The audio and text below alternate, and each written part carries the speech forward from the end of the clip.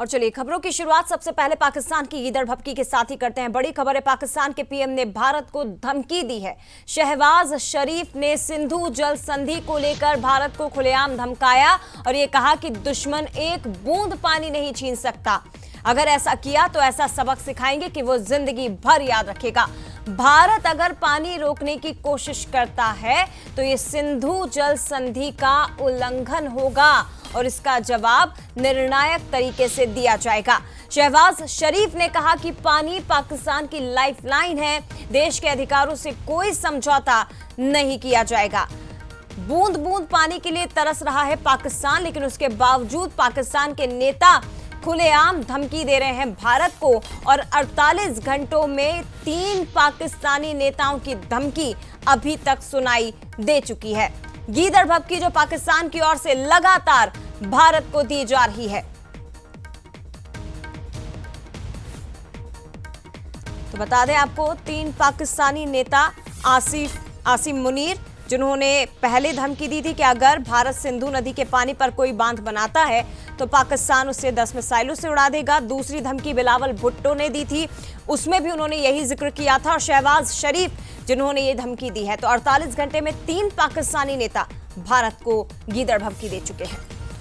और मैं ये बताना चाहता हूं आज दुश्मन को कि अगर तुम हमारा पानी बंद करने की धमकी देते हो तो ये बात जहन में रखना कि पाकिस्तान की एक बूंद भी तुम पाकिस्तान से छीन नहीं सकते।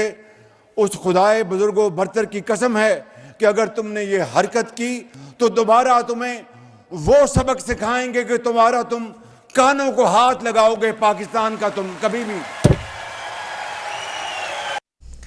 दरअसल आपको स्पष्ट कर दें कि पहलगाम हमले के बाद भारत ने इस समझौते को रद्द कर दिया था और उसी के बाद से पाकिस्तान और पाकिस्तान के नेता बौखलाए हुए हैं।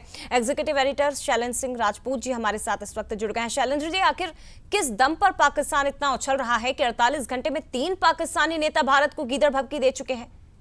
बिल्कुल, देखिए जया, जो जिस तरह का विवाद रहा है सिंधु जल समझौते को लेकर और जिस तरह से भारत ने ये संधि निरस्त की थी ऑपरेशन सिंदूर के समय, लेकिन अगर मौजूदा हम तीनों नेताओं की धमकी भरे अंदाज को देखें तो ये समझा जा सकता है कि इसका कारण और भी कुछ है। क्योंकि जो भारत और अमेरिका के बीच जो तनाव है टैरिफ को लेकर और जिस तरह से दोनों देशों के बीच तल्खी बढ़ी है और जिस तरह से ट्रंप लगातार सख्त लहजा अपनाए हुए हैं भारत के खिलाफ, तो ये कहीं ना कहीं ताकत देता है पाकिस्तान को। क्योंकि पाकिस्तान जब भी अमेरिका हाथ रखता है पाकिस्तान पर, तभी तो पाकिस्तान के बोल ऐसे ही बिगड़ते हैं। ये पहले भी देखा गया है और अब भारत और अमेरिका के बीच एक बड़ा निर्णायक सी तल्खी बन गई है।